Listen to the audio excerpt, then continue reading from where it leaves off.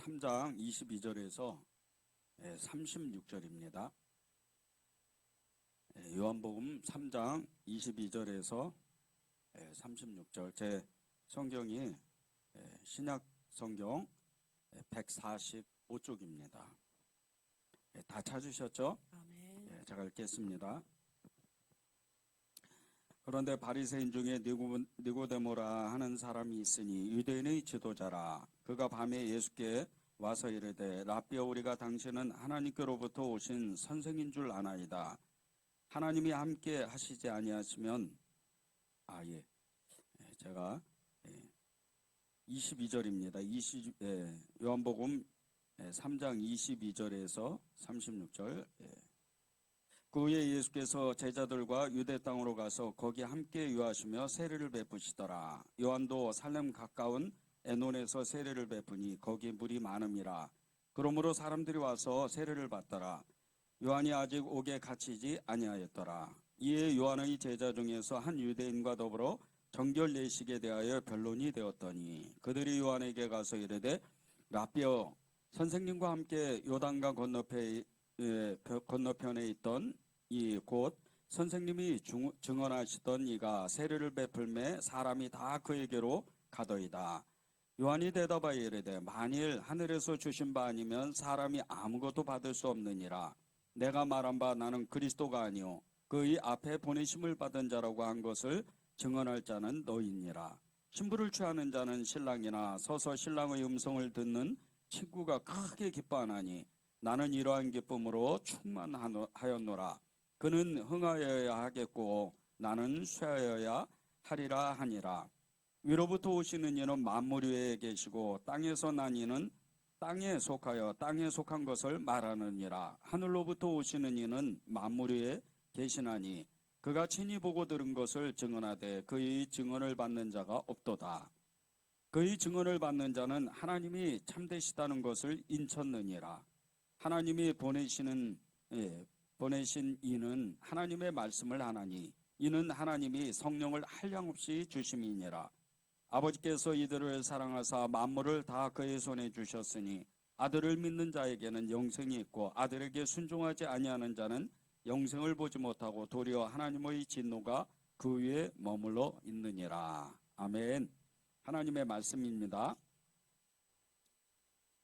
네, 오늘 하나님께서 저와 여러분에게 내 안에 있는 시기심, 이 시기심을 버리자, 이런 말씀을 주시면서, 제목을 주시면서 오늘 말씀을 나누라는 마음을 주셨습니다.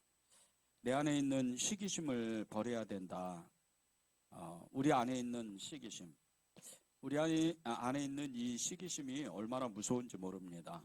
이 시기심을 우리가 빨리 없애지 않으면, 빨리 버리지 않으면 우리는 궁극적으로 정말 우리도 모르는 사이에 하나님을 섬기기보다 우리가 그토록 사랑하는 예수님을 섬기기보다는 정말 우리도 모르는 어떤 시간에, 어떤 순간에 우리는 예수님을 섬기는 것이 아니고 마귀를 섬기는 그런 사람이 되고 마는 겁니다.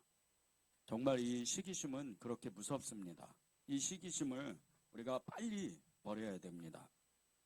얼마 전에 제가 저희 교회 주변에 이제 정말 이렇게 잘 이렇게 부흥하고 또 교회가 잘 된다는 이런 소식들을 들은 적이 있었어요.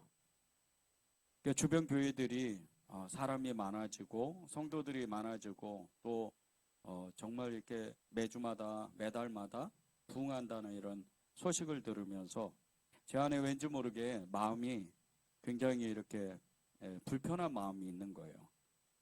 그래서 이런 마음이 무엇일까? 하나님의 교회는 다 똑같은 교회인데 그러면서 우리 교회가 사람이 없고 또 우리 교회가 이렇게 뭔가 모르게 정체성이 있는 정말 이렇게 그냥 매일 똑같은, 지난주도 똑같고 그 지난주도 똑같고 그 전달에도 똑같은 그런 변화가 없는 그런 모습들 때문에 제 마음에 좀 무언가 불편한 마음이 있는가 이런 마음이 있었습니다. 그러면서 이거는 좀 이런 마음은 하나님의 마음이 아닌 것 같은데 이런 생각이 좀 있었어요. 그리고 이제 기도를 했죠. 기도를 하는데 하나님이 그런 마음을 빨리 버려야 된다. 그런 마음이 시기심이라는 이런 말씀을 주셨어요. 그래서 그날 정말 이렇게 하나님 앞에 이 제 불편한 마음들 그리고 제 마음 안에 다른 교회가 부흥하는 것에 대해서 좋은 일이 일어나는 것에 대해서 불편한 마음을 하나님 없애달라고 그렇게 기도한 적이 있었습니다. 그런데 이렇게 기도하면서 제 마음에 저도 모르는 그런 정말 갖지 말아야 되는 이런 시기심이 저절로 생기는 것 같다 이런 마음이 들었어요. 여러분은 어떠세요? 여러분은 사촌이 땅을 사면 배가 아프다는 그 속담과 같이 주변에 여러분과 똑같이 비슷한 처지에서 사는 사람들 그리고 내 이웃과 그리고 교회 안에서 정말 내가 이렇게 어, 저 사람 정도면 내가 저 사람보다 더 잘 사는데 그런 마음을 가졌는데 어느 한순간에 그것이 정말 이렇게 역전이 되어서 삶의 변화가 그 성도에게 있어서 나보다 더 잘 되고 잘 살아지는 모습을 잘 사는 모습을 보면서 여러분 마음에 잘 됐구나. 정말 너무나 기쁜 일이야. 이런 마음을 갖고 계세요? 예, 품으세요. 아니면 그런 생각이 드세요. 아니면 정말 나도 모르게 까닭없이 왠지 모르게 배가 아픈 그런 마음이 드세요. 어떤 마음이 드세요? 여러분은 어쩔 수 없이 정말 이렇게 좋은 마음보다는 기쁜 마음보다는 또 축복하는 마음보다는 왠지 모르게 이상하게 좀 배가 아픈 그런 마음이 들 수도 있습니다. 드는 사람도 있을 거예요. 근데 그것은 너무나 자연스러운 일이라는 거예요. 여러분이 무슨 마음을 악하게 먹거나 그리고 또 무슨 나쁜 마음이 들어서 그런 것이 아니고 그런 마음을 갖는 것은 우리의 마음 가운데 정말 우리가 자연스러운 현상이라는 거예요. 여러분이 그런 마음이 들 때는 기도하면 돼요. 하나님 앞에 이 시기심, 이 정말 까닭 없는 이 시기심에 시기하는 이 마음을 없애달라고 하나님 앞에 기도하면 되는 겁니다. 우리가 보통요, 나보다 더 못한 사람들, 가난하고 정말 이렇게 형편이 어려운 사람들, 정말 이렇게 길거리에서 노숙하는 이런 사람들을 볼 때 국률한 마음을 갖고 도와주려는 생각들, 이런 마음을 갖는 것은 너무나 자연스럽습니다. 예수님을 사랑하고 예수님을 정말 믿는 그런 사람들은요, 대부분의 사람들이 내가 행동을 하는 사람도 있고 그렇지 못한 사람도 있는데 그런 마음을 품는 것은 너무나 보편적으로 그런 마음이 든다는 거예요. 나보다 어려운 사람은 내가 도와줘야지. 정말 형편이 어려운 사람은 내가 좀 손을 내밀고 작은 것이라도 내가 그를 도와줘야지. 그런 마음을 갖는 것은 예수님을 믿는 성도라면 당연히 가질 수 있는 마음이라는 거예요. 그런데 나보다 정말 더 못한 사람이 나보다 더 어느 날 잘 살게 되고 그리고 정말 잘 되는 것을 보면 우리 안에 시기하는 이 마음이 저절로 생기는 거라는 거예요. 그건 너무나 자연스러운 거죠. 오늘 말씀에 나오는 이 세례 요한의 제자들과 같이 말입니다. 이 세례 요한이 그랬던 사람들이에요.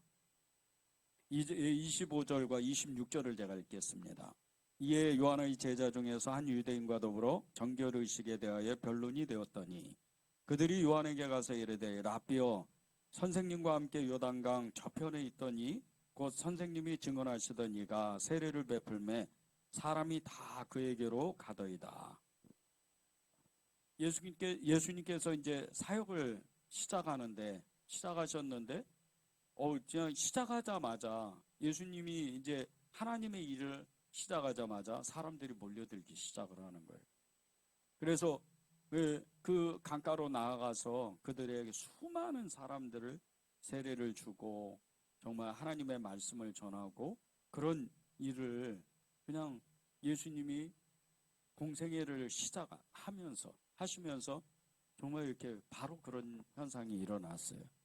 너무나 큰 기적과 이적과 표적들이 예수님이 하나님의 일을 하기 시작하시면서 바로 일어났죠. 그런데 그렇게 수많은 사람들이 예수님 주변에서 세례를 몰려들고 세례를 받고 하나님 말씀을 들을 때 그 옆에서 또 이 세례 요한이 세례를 주고 있었어요. 근데 양쪽에 처음에는 정말 이 세례 요한이 사역을 하나님의 일을 시작하면서 엄청나게 많은 사람이 이 세례 요한을 따랐는데 예수님이 하나님의 일을 시작하면서부터는 갑자기 이 세례 요한을 따르는 사람보다 예수님을 따르는 사람이 훨씬 더 많은 거예요. 그것이 22절에서 26절에 계속 나오는 겁니다. 그 중에서 이제 오늘 25절, 26절을 읽었는데 이런 모습들을 보면서 요한의 제자들이 이 요한에게 달려와서 정말 너무나 그 불만 섞인 이야기들, 그 이야기를 이 요한에게 하는 겁니다. 이 요한의 제자 중에서 한 유대인과 더불어 정결의식에 대해 변론이 되었더니 25절에 이렇게 말씀을 했는데 이 정결의식에 대하여 변론이 되었다. 유대인과 더불어서 요한의 제자들이 어떤 유대인들과 정결의식에 대해서 이렇게 논쟁을 벌였다는 거죠. 그런데 이 논쟁은요, 다른 게 아니에요. 예수님의 제자들을 이 유대인들과 논쟁을 벌이는 것은 예수님의 세례가 진짜냐, 예수님을 따르는 사람들이 진짜 하나님의 말씀을 듣는 것이냐, 이런 세례 논쟁, 일종의 이제 그것이 진짜 하나님으로부터 왔느냐, 율법에 맞느냐, 이런 걸 따지는 거예요. 그러면서 이제 26절에 요한의 제자들이 그렇게 정말 너무나 불만 섞인 목소리로 그렇게 이야기를 하잖아요. 라비어 선생님과 함께 요단강 저편에 있던 이곳 선생님이 증언하시던 이가 세례를 베풀매 사람들이 다 그에게로 몰려가고 있어요. 몰려가고 있습니다. 그 얘기를 하는 거예요. 그런데 제자들이 예수님을 표현하는 그 말을 보십시오. 얼마나 불만 섞인, 그 불만에 가득하고 분노에 가득한지. 선생님과 함께 자신의 이 세례 요한에게는 자신들의 스승이니까 이 세례 요한에게는 선생님이 요단 저편에서 말씀하시던 그 사람, 그 이라고 그러잖아요. 그 사람. 예수님이라고 그러지도 않아요. 그냥 그 사람이 세례를 베푸니까 사람들이 다 그에게로 몰려갑니다. 이게 어떻게 된 일이죠? 이렇게 이야기를 하는 거예요. 그 이야기를 듣고 이제 이 세례 요한이 바로 응답을 하잖아요. 그것이 27절에 나와요. 요한이 대답하여 이르되 만일 하늘에서 주신 바 아니면 사람이 아무것도 받을 수 없느니라. 하나님이 보내시지 않으면 아무 일도 할 수 없다는 거죠. 그 이야기를 하는 거예요. 이 제자들이 그 이야기를 듣지를 못해요. 불만이 가득하니까. 그런데 이 요한의 제자들이 어떤 마음인 줄 아십니까? 그 불만과 분노의 그 마음은 시기심이에요. 너무 싫은 거예요. 자기들이 그동안 정말 그 스승이었던 이 세례 요한을 따라다니면서 일종의 기득권을 취했잖아요. 많은 사람들이 따라다녔거든요. 예수님이 일하시기 전에, 하나님의 일을 하시기 전에는 정말 이 세례 요한을 수만 명이 따라다녔습니다. 직업도 아주 다양하죠. 군인으로 시작해서 정말 이렇게 정말 권력을 가지고 있는 이런 관리들이나 그리고 바리새인들, 또 이 제사장 일종의 제사장의 한 무리들이 따라다녔어요. 그럴 정도로 굉장히 정말 각계각층의 사람들이 이 세례 요한을 따라온 거예요. 그때 제자들은, 이 요한의 제자들은요, 정말 너무나 기분이 좋았죠.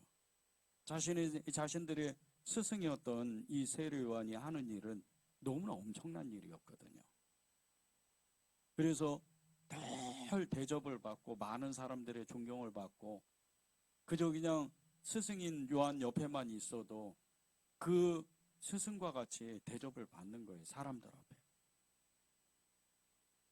아마 이제 그렇게 지금처럼 요즘 시대처럼 줄을 서거나 이러진 않았지만, 그래도 대부분 또 많은 사람들이 요한을 선지자로 아니까 요한에게 이 기도라도 받고 싶어서 많은 사람이 찾아왔을 거 아니에요. 그런데 그게 순서를 정하는 게 요한이 아니잖아요. 요한의 제자들입니다. 그 요한의 제자들이 그런 정말 이런 기득권을 취하고 있었는데, 갑자기 어느 날 예수님이 하나님의 일을 시작하시면서부터는 많은 사람들이 그 예수님께로 몰려가는 거예요. 그러다 보니까 이 요한의 이 스승이었던 요한 이 편에는 사람들이 적은 거예요. 너무나 눈에 띄게 적은 거예요. 그런 것을 보면서 이 요한의 제자들이 시기심으로 가득한 겁니다. 이 요한의 제자들이요, 너무나 분노의 그 마음과 그리고 시기심으로 가득해서 예수님을 똑바로 바라보질 못해요. 예수님이 누군지를 모르는 거예요. 그래서 요한이 그 이야기를 한 거예요. 하늘에서부터 보내시지 않으면, 보냄을 받지 않으면 그런 일을 할 수가 없다. 정신 똑바로 차려야 된다. 그런 얘기를 하는 거예요. 그것이 27절의 요한의 대답입니다. 오늘 말씀을 보면서요, 이 요한의 제자들의 잘못된 행동, 이 요한의 제자들의 그 잘못된 마음들, 그 시기심을 우리가 보고 또 그것을 깨닫고 우리가 우리의 마음 가운데 그 시기심이 있는지 없는지 잘 살펴보아야 돼요. 이 시기심은요, 빨리 우리 안에서 버리지 않으면 무서운 결과를 낳습니다. 이 시기심이 헬라어로 젤로우라는 단어를 써요. 여러 이제 뜻이 있는데 오늘 말씀에서는 젤로우라는 단어를 씁니다. 그런데 이 젤로우라는 이 단어가 질투하다, 시기하다, 다른 사람의 것을 탐내다, 이런 뜻이 있어요. 질투하다, 시기하다, 다른 사람의 것을 탐낸다, 이런 뜻이 있는 거예요. 그런데 십계명 중에요, 제 10계명에 보면요, 내 이웃의 것을 탐내지 말라는 이 말씀이 있어요. 그리고 골로새서 3장 5절에 보면요, 그러므로 땅에 있는 지체를 죽이라. 곧 음란과 부정과 사욕과 악한 정욕과 탐심이니 탐심은 우상숭배니라. 이렇게 말씀합니다. 십계명에 내 이웃의 것을 탐내지 말라고 말씀하시고, 골로새서 3장 5절에는 이 탐심이 우상숭배라는 거예요. 그런데 보십시오. 오늘 이 시기심을 헬라어로 이 젤로우라는 단어를 쓰는데, 이 젤로우의 뜻이 다른 사람의 것을 탐낸다는 뜻이라는 거예요. 이 시기심은 결국은 우상숭배라는 거예요. 얼마나 무섭습니까? 얼마나 두려운 말씀이에요. 내가 가지고 있는 시기심 별거 아니라고 생각했는데 이 시기심이 우상숭배라는 거예요. 우상숭배의 끝은 어디입니까?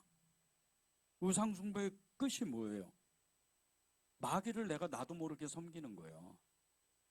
마귀를 내가 나도 모르게 부르는 거예요.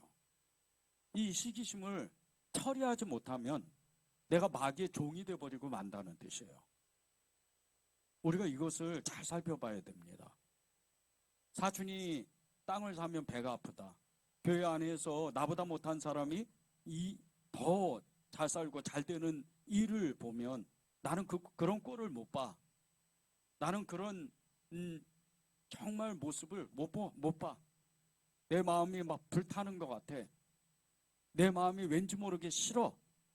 이런 마음이 있으면 그것은 시기심이라는 거예요. 그게 결국은 우상숭배요. 그 우상숭배는 마귀를 섬기는 거예요. 마귀의 종이 돼버린다는 거예요. 교회 밖에서도 마찬가지예요.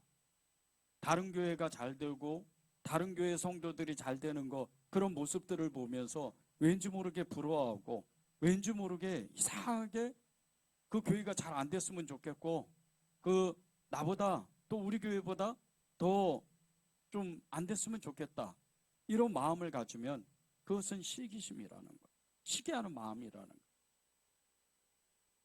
세상 사람들, 내가 아는 예수 믿지 않는 사람들, 이런 사람들이 예수님도 믿지 않는데 더 막 잘 살아지고 하는 일마다 잘 되고 정말 이렇게 아무 일도 없이 행복하게 사는 것 같고, 그런 사람들을 보면서 나도 모르게 교통사고라도 나라, 뭐 어디 몸이 아팠으면 좋겠다, 사업이 망했으면 좋겠다, 이런 마음을 갖는 그런 마음이요, 사실은 마귀가 우리에게 주는 생각들이라는 거예요. 이것은요, 무서운 결과를 낳는 거예요. 결국은 그런 마음들 때문에 우리의 신앙을 무너뜨릴 뿐더러 결국은 우리가 하나님을 떠나버리고 하나님을 믿지 않는 그런 사람이 돼버리는 거예요. 그래서 우리가 우리 안에 있는 이 시기심을 빨리 버려야 돼요. 이 시기심을 빨리 버리고, 그리고 하나님의 그 은혜를 우리가 경험해야 되는 거예요. 이 시기심은요, 하나님의 일을 열심히 하고도 정말 좋은 성과를 얻지 못할 수 있어요. 그런 무서운 힘이 있습니다. 마태복음 20장 1절에서 16절에 보면요, 포도원의 그 품꾼 이야기가 나와요. 근데 이 포도원의 품꾼 이야기는요, 아침에 일찍 9시 정도, 요즘으로 말하면 9시 정도 되는 거죠. 아침에 일찍 일하러 나오는 어떤 품꾼이 이제 포도원에 가서 일을 하려고 나온 거예요. 그래서 포도원 주인에게 정말 이렇게 나가서 이제 포도원에 가서 일하라고 하루 품삯을 주겠다, 이렇게 해서 한 달러의 약속을 하고, 그리고 이제 포도원에 가서 일을 하기 시작하는 거예요. 근데 좀 있으니까 10시쯤에 또 누가 이렇게 품꾼이 또 일꾼이 와가지고 이렇게 또 일하고 싶다고, 그래서 또 포도원 주인이 또 너희 들어가서 일하라고, 그렇게 12시에도 오고 3시에도 오고 이렇게 계속 사람이 오는 거예요. 그때마다 포도원 주인은요, 계속해서 이 포도원에 일을 해야 되니까, 포도를 따고 뭐 이렇게 해야 되니까 계속 포도원으로 가서 일하라고 계속 보내는 거예요. 근데 저녁쯤 돼서, 요즘으로 말하면 이제 뭐 보통 회사들이 6시에 이제 퇴근을 하니까 5시쯤에 또 일하러 온 거예요, 어떤 사람이. 사실은 오면 안 되잖아요. 이런 사람은 오면 안 돼요. 1시간밖에 일을 못 하는데 이런 사람이 온 거예요. 그런데 또 포도원 주인이 그 사람도 가서 들어가서 일하라는 거예요. 그리고 저녁 때 6시쯤에 일이 다 끝나고 이 포도원 주인이 이제 품삯을 계산합니다. 그러면서 맨 나중에 온 사람에게 한 달란트를 주는 거예요. 그 이제 제일 일찍 온 사람이 그걸 옆에서 보는 거죠. 그리고 4시에 온 사람, 3시에 온 사람, 12시에 온 사람, 10시에 온 사람, 이런 차례로 계속해서 품삯을 주는데 한 달란트씩 계속 주는 거예요. 그 모습을 보면서 아침 9시에 이렇게 일하러 왔던, 포도원에 일하러 왔던 이 일꾼이 가만히 생각을 해봤어요. 그리고 그가 혼자 생각하기를 그렇게 생각을 한 거예요. 저 사람들이 이제 한 달란트씩 받으니까 나는 적어도 2달란트 아니면 5달란트 정도는 주겠지, 이런 마음을 가지고 있었어요. 그 자기 차례가 돼가지고 기대하는 마음으로 이 포도원 주인 앞에 딱 갔더니 한 달란트 땡 주는 거예요. 너무 화가 났죠. 너무 화가 나가지고 이 포도원 주인에게 따지기 시작을 하는 거예요. 이 아침에 온 일꾼이 왜 다른 사람이 늦게 온 사람들은 다 한 달러씩 주고 저는 아침부터 와서 하루 종일 일을 했는데 왜 한 달러밖에 안 주냐, 이렇게 따지는 거예요. 그때 그 주인이 그 일꾼에게 그렇게 이야기를 하잖아요. 너는 나하고 계약을 할 때 한 달란트를 받기로 계약을 했다. 그래서 내가 너하고 계약한 대로 이 한 달란트를 주는 거다. 그렇게 그 일꾼에게 이 포도원 주인이 이야기를 해요. 그런데도 이 일꾼은 이 포도원 주인이 그렇게 한 것에 대한 불만의 마음이 가득합니다. 그럼 비록 한 달란트를 갖고 집으로 갔을 망정 그의 마음은요, 온전하지가 않아요. 분노에 휩싸이는 거예요. 결국은 그는 그 한 달란트는 어떻게 받아서 뭐 하루든 이틀이든 이렇게 또 음식을 사서 먹을 망정 그 다음에는요, 그 포도원에 와서 일하지 못해요. 왜? 주인의 눈에 눈밖에 났잖아요. 하나님의 일도 똑같습니다. 일을 열심히 해놓고 이 시기와 분노 때문에, 이 자기의 교만 때문에 하나님께 칭찬을 못 받는 사람들이 의외로 많아요. 굉장히 많습니다. 자기 안에 있는 이 시기하는 마음, 그것을 제어하지 못해가지고 하나님 앞에 열심히 일을 해놓고도, 그리고도 칭찬을 받지 못하는 거예요. 우리 안에 혹시 이런 마음이 있지 않을까요?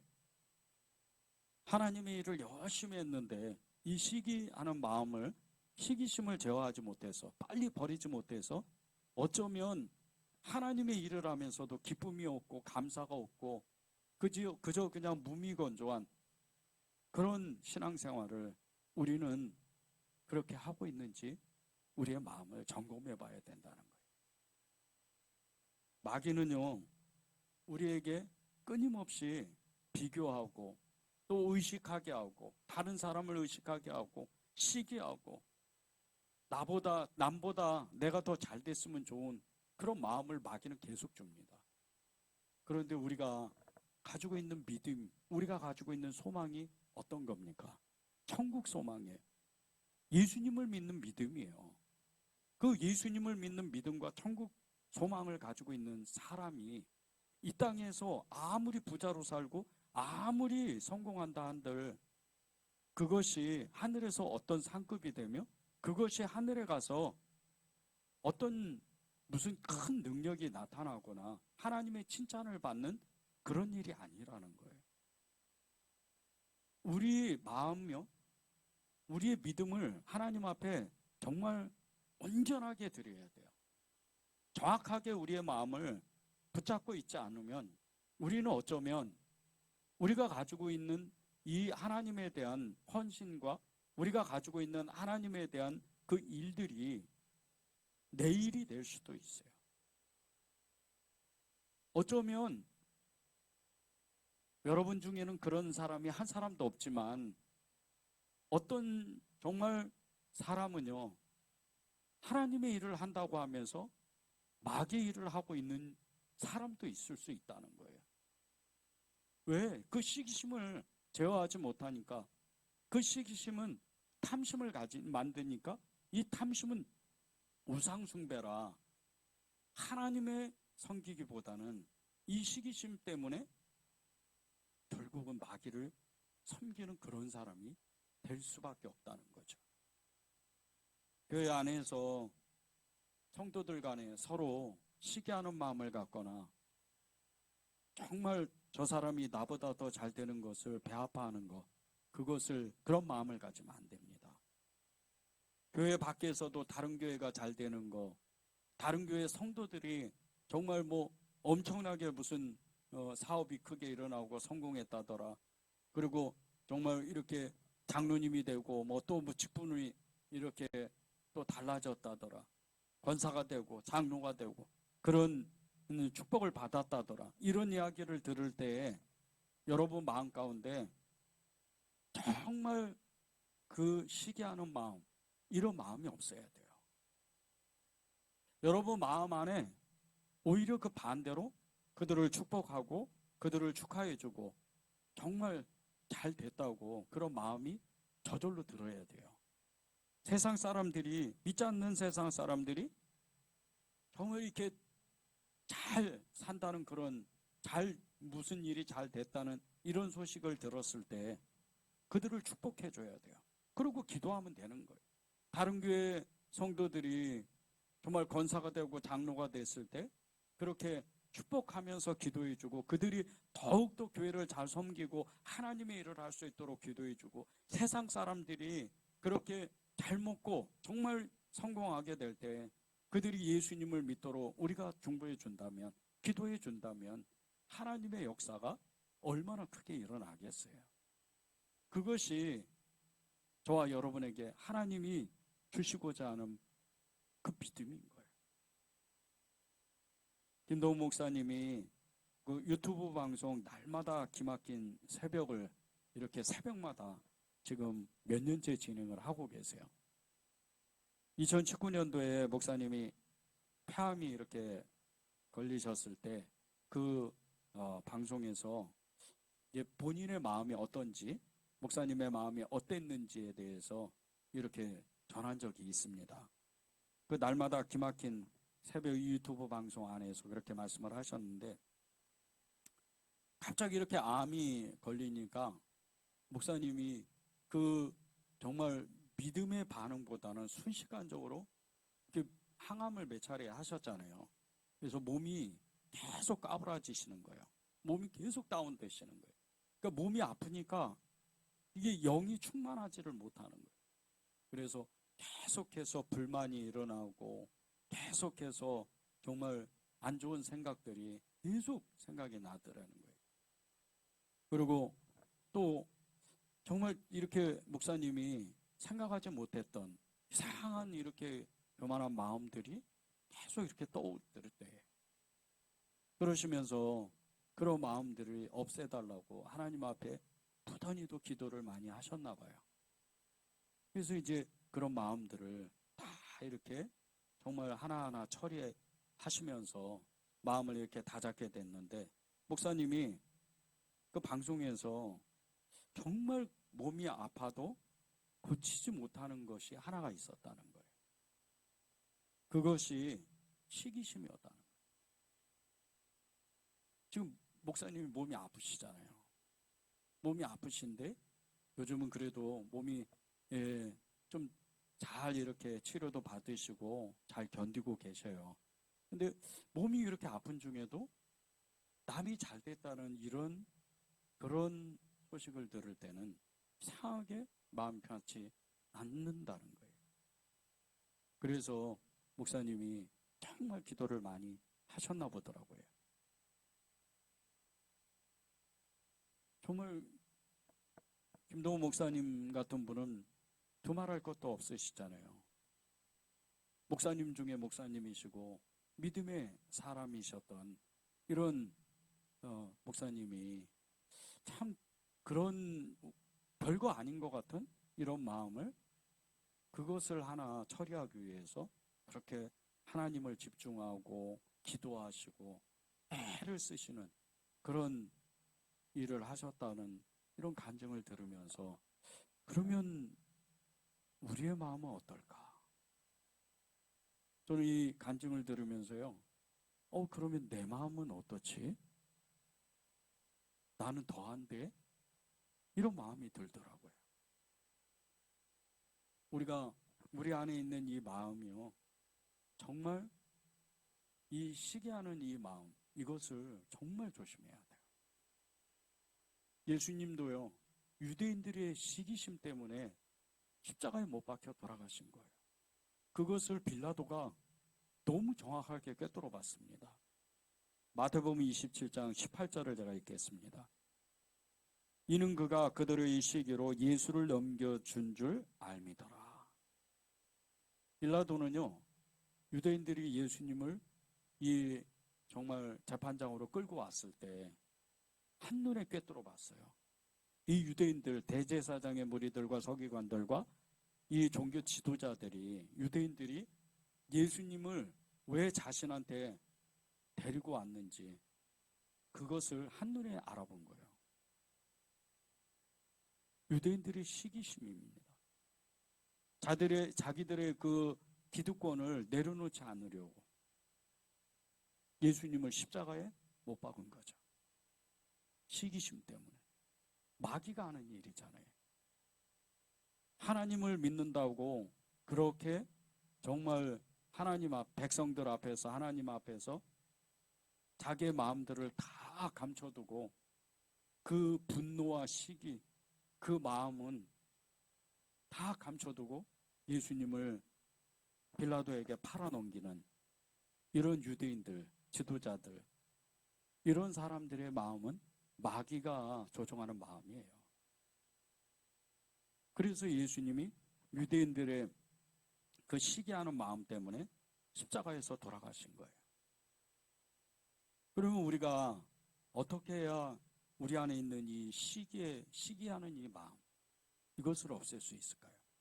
그것은요, 세례 요한과 같이 예수님을 정말 하나님이 보내신 메시아라는 것을 인정하는 거예요.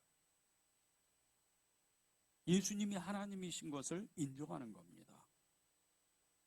세례 요한이 어떤 사람이에요? 구약 때부터 계속 선진들이 이야기하고 선지자들이 이야기하고 예언자들이 이야기했던, 정말 주님이 오시기 전에 광야에서 외치는 자의 그 사명을 받고 엘리야의 심령으로 엘리야의 사명을 받고 하나님의 그 손에 붙들려서 엄청난 일을 한 사람 아니에요. 물론 그가 사역을 하면서 세례 요한은 기적과 이적과 표적을 나타낸 적은 없어요. 그런데 보세요. 그가 전하는 하나님의 말씀, 그가 전하는 이 하나님의 말씀으로요, 엄청난 사람이 남녀노소 할 것 없이 모든 사람이 그의 말씀을 들으면 회개가 터지게 되는 거예요. 그리고 하나님의 말씀이 들려지는 거예요. 그런 엄청난 선지자예요. 그런 선지자가 예수님을 늘 자기보다 앞세워요. 그리고 예수님을 바라보라고 자신의 제자들에게, 군중들에게 계속해서 이야기를 하는 거예요. 요한복음 1장 15절, 또 1장 26절, 27절을 제가 읽겠습니다. 15절입니다. 요한이 그에 대하여 증언하여 외쳐 이르되 내가 전에 말하기를 내 뒤에 오시는 이는 이가 나보다 앞선 것은 나보다 먼저 계심이라 한 것이 이 사람을 가리킴이라 하니라. 26절 27절입니다.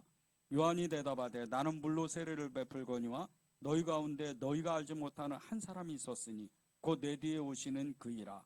나는 그의 신발끈을 풀기도 감당하지 못하겠노라 하더라. 이 요한이 가지고 있는 예수님에 대한 그 고백은요, 믿음은 이런 것이었어요. 예수님은 메시아였습니다. 예수님은 하나님이셨어요. 예수님을 내가 어떻게 예수님 앞에 하나님의 일을 한다고 내가 어떻게 감히 말할 수가 있습니까? 내가 몸을 구부려서 예수님의 그 신발끈도 나는 풀기가 어려운 그런 엄청난 분입니다. 그것을 이 세례 요한이 예수님에 대해서 고백하는 거예요. 우리가 이런 마음을 가져야 돼요. 세례 요한의 마음입니다. 세례 요한이 예수님에 대해서 어떤 마음을 가졌는가? 하나님이셨어요. 메시아이셨습니다. 인류의 왕이셔요. 어마어마한 분입니다. 그 앞에 가면 감히 얼굴을 들 수가 없습니다. 그렇게 고백했던 사람이 세례 요한이에요. 우리가 그런 고백을 해야 됩니다. 예수님을 나의 메시아요, 나의 하나님이요, 나의 구세주요, 그리고 그분 앞에 감히 얼굴을 들 수가 없는 만유의 주제이십니다. 세상을 창조하시고 세상을 다스리시고 세상 가운데 계시는 예수님이십니다. 그렇게 고백하는 거예요. 그런 사람의 마음에 시기심이, 시기하는 마음이 있을 수가 없는 거예요. 세례 요한이 요한복음 1장 29절 36절에요. 계속해서 이야기하는 게 있어요. 보라, 하나님의 어린 양이로다. 군중들에게, 제자들에게 계속해서 이야기하는 거예요. 보세요, 하나님의 어린 양입니다. 하나님이세요. 우리의 죄를 짊어지고 가실 분이에요. 우리들의 죄를 짊어지고 가실 분입니다. 저분을 바라보세요. 저분 앞에 가야 됩니다. 저분으로 우리가 충만해져야 됩니다. 저분을 따라가야 됩니다. 저분을 믿어야 돼요. 예수님이 답니다. 그렇게 고백했던 사람이 요한의 믿음은 예수님이면 다라는 거예요. 우리도 그렇게 돼야 돼요. 예수님으로 충만해져야지, 예수님으로 가득 차야지, 예수님의 말씀이 있어야지 우리 안에 시기하는 마음이 사라지는 거예요. 24시간 예수님을 바라보자, 24시간 예수님을 의식하자, 예수님을 고백하자, 예수님을 부르자, 예수님의 이름을 부르자. 왜 그렇게 우리가 외치겠어요? 왜 성경을 보자? 왜 예배드리자? 왜 기도하자? 왜 봉사하자? 왜 그렇게 우리가 계속해서 고백하고 되뇌이고 우리가 말하겠어요? 우리 안에 있는 시기시며 이것을 없앨 수 있는 방법은 예수님으로밖에 될 수밖에 없기 때문이에요. 그래서 우리가 예수님을 고백하는 거예요. 예수님을 진짜 믿고 따라가는 겁니다. 우리 안에 예수님이 오시면요, 그분의 마음, 그분의 사랑이 우리에게 부어집니다. 그리고 그분의 그 믿음과 사랑 때문에, 그분의 그 십자가의 그 능력과 그분의 그 엄청난 하나님의 말씀, 그 하나님의 은혜 때문에 우리 안에 있는 이 시기심이 사라지는 거예요. 하나님은요, 우리에게 사랑의 힘을 이미 부어주셨어요. 예수님을 부르는 사람, 예수님을 따르는 사람, 예수님을 나의 구주, 나의 하나님으로 고백한 사람은요, 그분의 사랑의 힘이 우리 안에 들어와 있는 거예요. 고린도전서 13장 4절 7절을 보세요.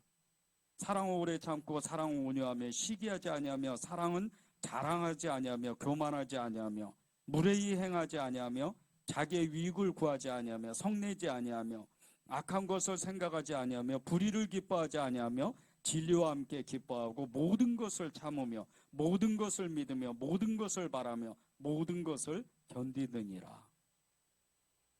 사랑의 힘이, 사랑의 본질이요, 15가지 정도가 되는데 그 중에 세 번째가 우리 안에 시기하지 않는 능력이 사랑의 힘으로 나타난다. 사랑의 힘.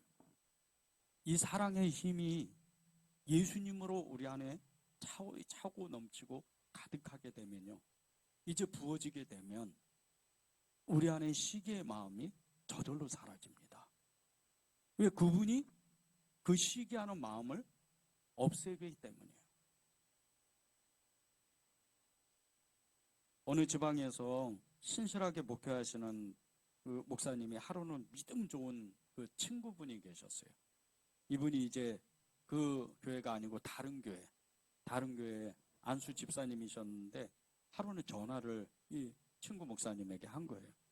근데 이 전화 내용이 그 안수 집사님이, 친구분이신 이 안수 집사님이 이제 그 장로 투표를 하게 됐는데 기도 부탁을 한 거예요. 그래서 목사님이 이 기도 제목을 붙잡고 이제 기도를 했죠. 근데 결과는 떨어지고 말았어요. 그리고 그 다음 연도에 또 이 친구 분이신 안수 집사님이 목사님에게 또 다시 이제 장로 투표가 있는데 기도 부탁을 한 거예요. 그리고 또 기도했죠. 그런데 또 떨어졌어요. 그리고 이 3년째 다시 한번 또 기도 부탁을 했는데 또 떨어지고 말았어요. 그리고 이 안수 집사님이 낙심을 해버리고 말았어요. 3번이나 장로 투표에서 떨어졌잖아요. 그리고 이 처음에는 정말 이 장로 투표에서 떨어졌을 때 그때는 그냥 좀 덤덤했는데 2번째는 좀 약간 좀 서운했어요. 3번째는 조금 마음이 좀 어려웠던 거죠. 그리고 이제 장로 투표에서 떨어지고 3년째 이제 3번째 떨어지고 나서 첫 번째 이제 그 주일이 지나고 수요일을 맞이하는데 교회에 가야 되는데 이상하게 본 교회를 가기가 싫은 거예요. 그래서 이제 아내 권사님하고 아들 딸하고 다른 교회를 갔어요. 수요 예배를. 근데 그때 마침 이 다른 교회 수요 예배에 그 설교하시는 목사님이 장로 떨어졌다고 교회에 옮기는 놈은 나쁜 놈이다. 이 설교를 한 거예요. 그 안수 집사님의 아내 권사님 눈짓을 하고 아들 딸들이 눈짓을 하고 그래서 그 다음 주에 바로 교회를 본교회로 갔어요. 그리고 마음을 다시 잡고 교회를 열심히 섬겼습니다. 정말 좋은 마음에 교회를 아름답게 섬겼어요. 그리고 4년째가 되어서 다시 이제 장로 투표가 있었는데 친구 목사님께 기도 부탁을 한 거예요.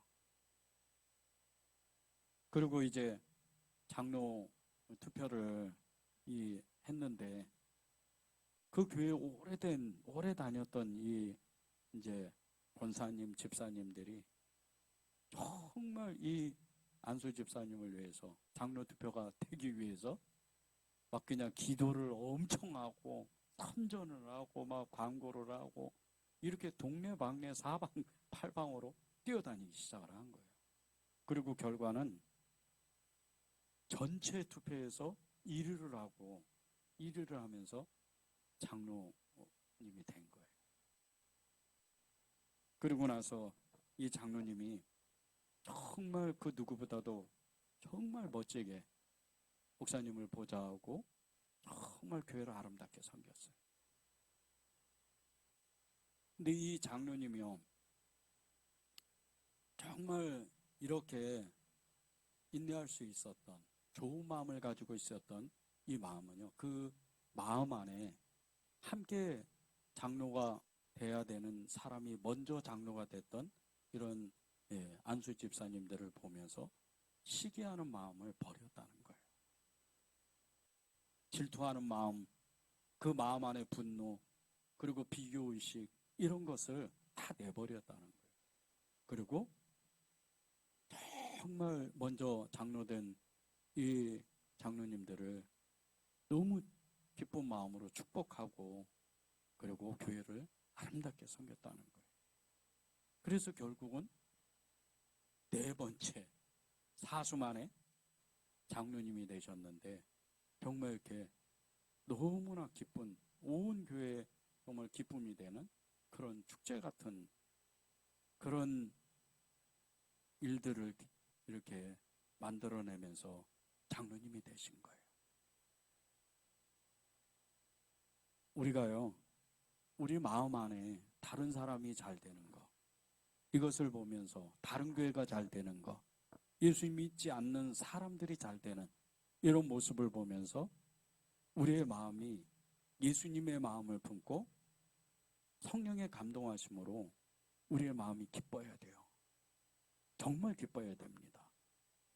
저도 이 말씀을 준비하면서 정말 이렇게 말씀에 시작하면서 그 얼마 전에 겪었던 그 교회들이, 주변 교회들이, 정말 목사님들이 잘 되고 교회들이 사람들이 많아지고 부흥한다는 그런 이야기를 들으면서 제가 가졌던 그런 시기하는 마음, 이것이 얼마나 잘못됐는지 새삼 다시 한번 느끼게 됐어요. 여러분들이 진짜 예수님을 사랑하는 방법, 진짜 예수님을 믿는 방법은 다른 게 아니에요. 이런 마음들, 하나님으로부터 오지 않는 마귀로부터 오는 이런 마음들을 완전히 내 안에서 제거하는 거예요. 33절 보십시오. 그의 증언을 받는 자는 하나님의 참되시다는 것을 인쳤느니라. 이렇게 말씀합니다. 그의 사랑을, 그의 증언을 받는 자는 하나님이 참되시다는 것을 인친 사람이라는 거예요.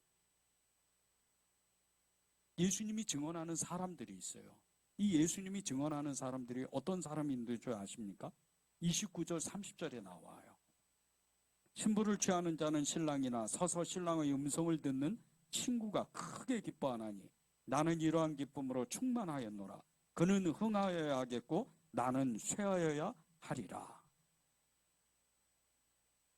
결혼식장 가면 주인공이 누구죠? 신부하고 신랑이에요. 신랑 친구들, 신부 친구들은 들러리예요. 모든 사진에 어떤 스포트라이트나 그리고 인사받고 뭐 이런 것들, 하객들에게 정말 이렇게 축하받는 그런 사람은요, 신랑 친구들이 아니에요. 신부 친구들이 아닙니다. 신랑과 신부예요. 우리가 예수님을 믿는 사람들로서 모든 영광을 예수님께 드리는 그런 사람이 돼야 돼요. 모든 이 믿음을, 헌신을, 봉사를, 우리의 모든 것을 예수님께 드릴 줄 아는 그런 사람들이 돼야 되는 거예요. 그런 사람은요, 이 요한이 가졌던 마음을 갖는 거예요. 요한은요, 정말 이 혼인 잔치에 신랑이 그 신부를 취하는 그 모습을 보면서 신랑의 그 기뻐하는 소리, 그 소리를 들으면서 정말 크게 기뻐하는 이 친구와 같은 마음이에요.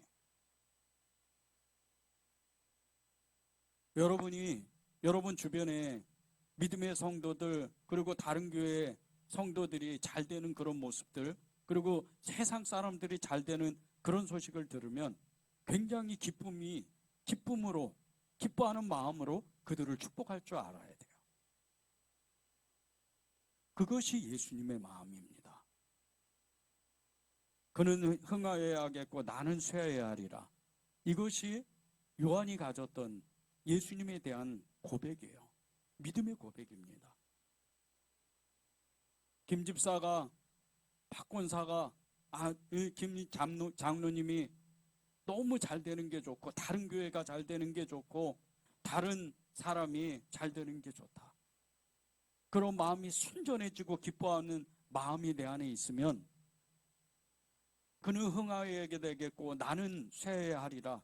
이런 믿음이 내 안에 있다면 여러분은 이제 정말 하나님께 칭찬받고 축복받는 그런 사람이 되는 거예요.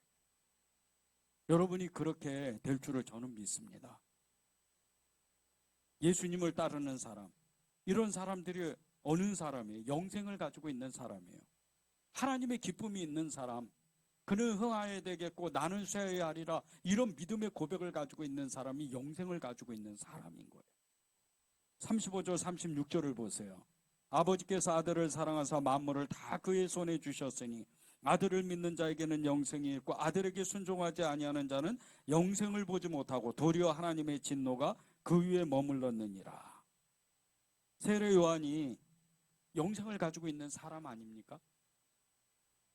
세례 요한은요, 영생의 삶을 정말 처음부터 가지고 있었고 그는 영생의 삶의 길을 갔던 사람이에요. 비록 이 땅에서 너무나 처참하게 죽는 것 같은 그런 순교를 했지만 그는요, 예수님이 칭찬한 사람이에요. 여자가 낳은 중에 가장 큰 자가 세례 요한이다. 그런 사람이 세례 요한이에요. 세례 요한은 영생을 취한 사람입니다. 저와 여러분도 영생을 취한 사람이에요. 영생을 취한 사람, 천국의 소망을 두고 이 땅 가운데 예수님을 믿고 따르는 그런 예수님의 사람들로서 예수님께 속한 사람으로 예수님의 제자로 사는 우리의 마음 가운데요, 기쁨과 감사와 그는 흑암에 되었고 나는 망하여야 되리라, 이런 마음을 가지고 고백하고 정말 신랑의 음성을 듣고 기뻐하는 그 친구의 마음을 우리가 늘 갖고 있어야 된다. 오늘 말씀은요, 주님이 우리 안에 있는 조금이라도 남아있는 이 시기하는 이 마음을 빨리 버리라는 거예요. 창세기 50장 15절에서 21절에 보면요, 요셉이 형제들을, 그 11 형제들을 용서하는 이야기가 나와요. 근데 요셉이 형제들을 용서한 것은요, 형제들에 대한 자신의 분노와 그 미움, 그 상처, 아픔, 그것을 하나님을 믿는 믿음으로 용서했기 때문이에요. 우리가 하나님을 믿는다 그러잖아요. 우리가 하나님을 믿는 사람으로서 우리가 가져야 되는 마땅한 마음이 이 요셉의 마음이요, 세례 요한의 마음인 거예요. 그런 마음을 우리가 늘 가지고 있어야 돼요. 하나님을 믿는 사람으로서 이 시기하는 마음을 버린 사람이요, 시기하는 마음이 없는 사람, 이런 사람은 인류의 역사도 바꿉니다. 남아프리카 공화국 최초 대통령이었던, 흑인 대통령이었던 이 남아프리카 공화국의 최초로 흑인 대통령이었던 이 넬슨 만델라. 이 넬슨 만델라가 대통령이 될 수 있었던 건요, 그 전의 대통령이었던 빌렘 데 크레이르크라는 이 백인 대통령 때문이에요. 그가 이 백인과 흑인과 분리 정책, 이 억압하는 이 정책들을 다 바꿨어요. 그리고 연립 정부를 만들고 흑인들도 투표권을 주고, 그리고 백인들과 함께 정말 이렇게 연합하며 정부를 구성하는 그런 일을 했어요. 그리고 제일 먼저 그가 한 일이요, 이 감옥에 갇혀 있는 정치범들, 특히 넬슨 만델라를 풀어줍니다. 그리고 나서 이 넬슨 만델라가 최초로 흑인 대통령이 돼요. 근데 이 넬슨 만델라가 대통령이 되면서 이 크레르크 이 전직 대통령에게 부통령을 맡아달라고 부탁을 해요. 근데 그 제안을 수락합니다. 그리고 부통령이 돼요. 전직 대통령이었잖아요. 그럴 정도로 정말 이 넬슨 만델라를 정말 이렇게 앞세우고 늘 그를 배려하는 그런 삶을 살아요. 그리고 나서 이 남아프리카 공화국이 그래도 그전보다는 정말 너무나도 달라진 그런 국가가 되는 거예요. 그 전에는 흑인들을 사람 취급 안 했어요, 백인들이. 이 크레르크 대통령이 없었다면 어떻게 이 남아프리카 공화국에 흑인이 대통령이 되는 그런 일이 있을 수 있었겠어요? 역사가 바뀌잖아요. 그 마음 안에 상대방에 대한 이 시기하는 마음이 없으면 이렇게 역사도 바꿔내는 거예요. 하물며 우리는 예수님을 믿는 사람들이에요. 예수님을 믿는 사람들로서 우리가 어떻게 살아야 되겠습니까? 늘 예수님의 마음, 그분의 마음을 품는 거예요. 그 예수님의 마음은 사랑이요, 인내요, 또 배려요, 용서요, 그리고 축복하는 마음인 거예요. 요한복음 10장 11절에 주님은 이렇게 말씀하셨어요. 나는 선한 목자라. 선한 목자는 양들을 위하여 목숨을 버린다고 하셨습니다. 예수님은 선한 목자로 우리를 찾아오셔서 당신의 생명을 우리에게 주셨어요. 우리가 예수님의 생명을 받고 우리가 믿음으로 예수님을 고백할 때 우리의 삶은 똑같이 예수님처럼 사는 거예요. 우리도 또 다른 어떤 사람들에게 우리 함께 믿음 생활하는 다른 성도들에게, 형제들에게, 다른 교회, 그리고 또 그 교회 성도들에게, 세상 사람들에게 선한 사람, 그런 사람이 되는 거예요. 하나님이 그것을 위해서 저와 여러분을 불러주신 겁니다.